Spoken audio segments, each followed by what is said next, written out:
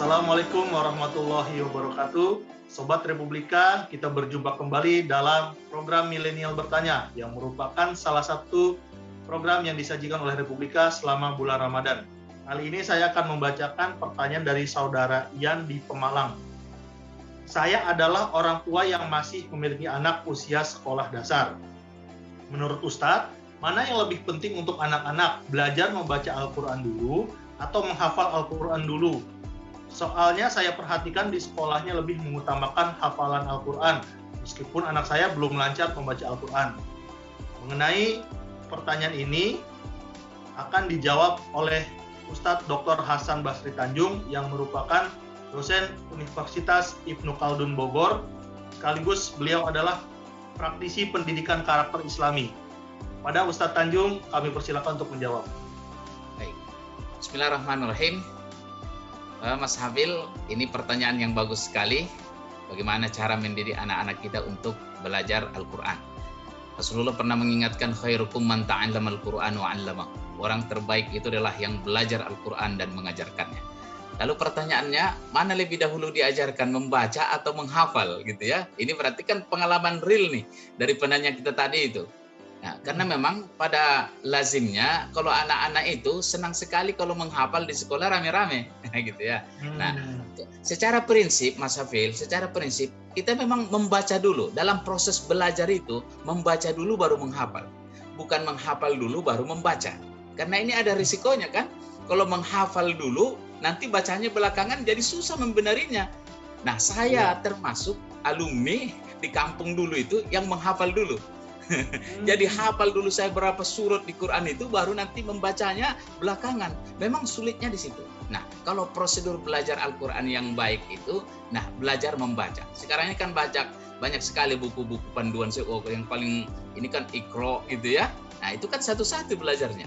Nah, namun demikian bisa dilakukan secara bersamaan, sambil membaca, sambil menghafal. Anak-anak kita ini kan sebentar-sebentar nanti jenuh dia. Tapi kalau begitu baca 1-2 ayat, lantas dinyanyikan, dibaca bersama-sama dengan temannya, dia tambah semangat gitu.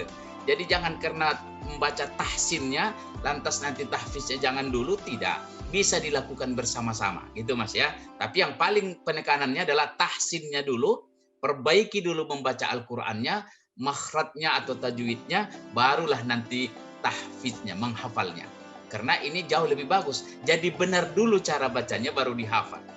Tapi kalaupun mau bersama-sama, itu juga bisa gitu ya. Jadi sambil baca sambil menghafal. Dan sekarang sudah banyak dilakukan seperti ini. Di sekolah kita pun sama. Jadi tahsin tetap berjalan, tahfidz tetap berjalan. Sama-sama berjalan. Insya Allah, yang manapun kalau anak-anak ini andaikan salah pun dia Mas Hafil ucapannya, gampang diperbaiki. Yang susah kan yang sudah tua gitu ya, lidahnya udah kaku, kalau udah salah itu susah memperbaikinya. Jadi insya Allah yang manapun diambil, tahsin dulu apa tahfidz atau sama-sama, insya Allah bagi anak-anak kita dua-duanya bisa dilakukan dengan baik. Saya kira itu Mas Hafil dan Sobat Republika dimanapun berada, insya Allah menjadi berkah. Terima kasih. Baik Pak Ustadz, ini sekarang yang menjadi kendala salah satunya adalah saat ini terjadi pandemi COVID-19 di mana banyak lembaga taman pendidikan Al-Quran anak-anak maupun sekolah, pengajian di sekolah itu tutup.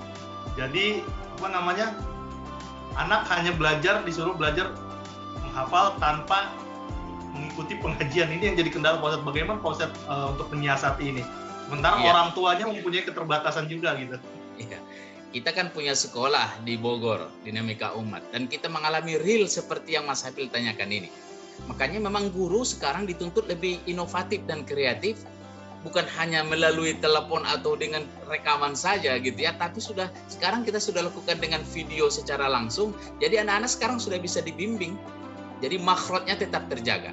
Memang ada kendala, masalah teknis ini kan masalah jaringan, masalah biaya, banyak kendala kita di masa pandemi. Tapi setidaknya anak-anak kita tidak boleh berhenti belajar, dan ini sekaligus tuntutan kepada orang tua juga kembali belajar membaca Al-Quran, karena sebenarnya yang paling pertama wajib mengajar anak kita belajar Al-Quran adalah orang tuanya, baru dikuatkan oleh guru-gurunya di sekolah.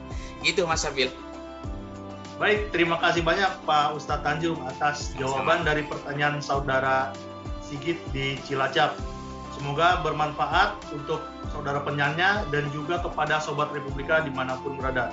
Baik, terima kasih banyak Pak Ustadz. Kita berjumpa kembali dalam kesempatan berikutnya. Terima kasih.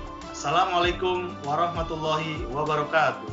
Waalaikumsalam warahmatullahi wabarakatuh. Terima kasih Mas Habib.